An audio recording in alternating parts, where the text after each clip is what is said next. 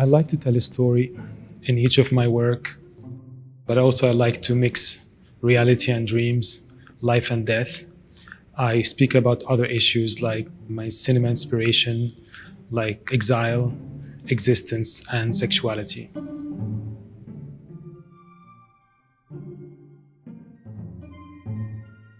All my work are hand-colored black and white photographs, which I learned from the last retouchers in Cairo and Alexandria.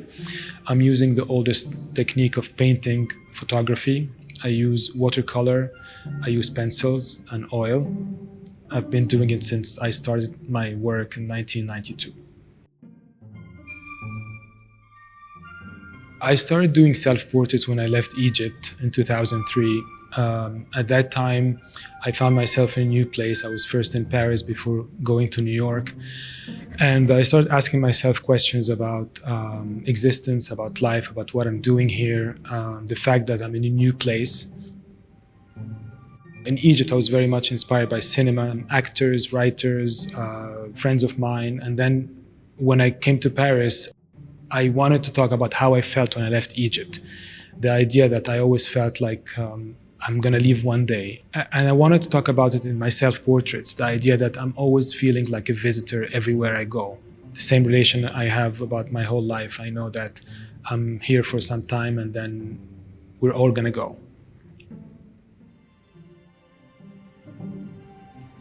In the 80s in Egypt, women started covering their hair. And I always wondered why this suddenly happened. Lots of debates were on TV and everywhere, like who's covering more, who's better, who's Christian, who's Muslim, who's, it was a separation between religions and between women and men, and who actually going to hell, who's going to heaven, and things like that.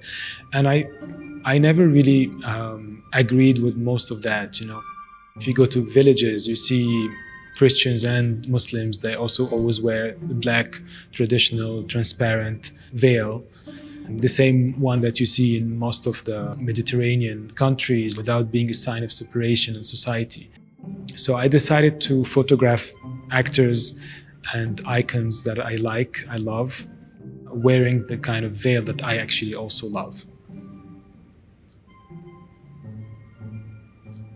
In my mind, the title came to me first. I was like, who's gonna save that woman? Who's gonna save the belly dancer? And because they don't really represent any percentage in the country.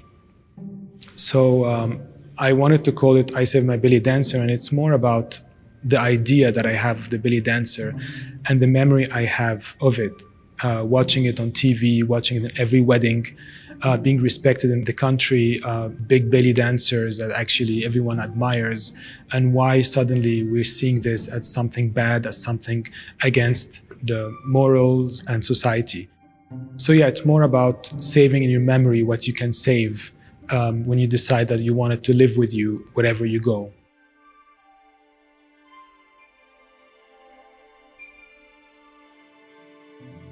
The most recent work is from 2019. They're abstract landscape that represent how I connected to each of them visually. They are related to the subjects of my self-portraits in terms of the message behind. They talk about my observation and interrogation of life and existence.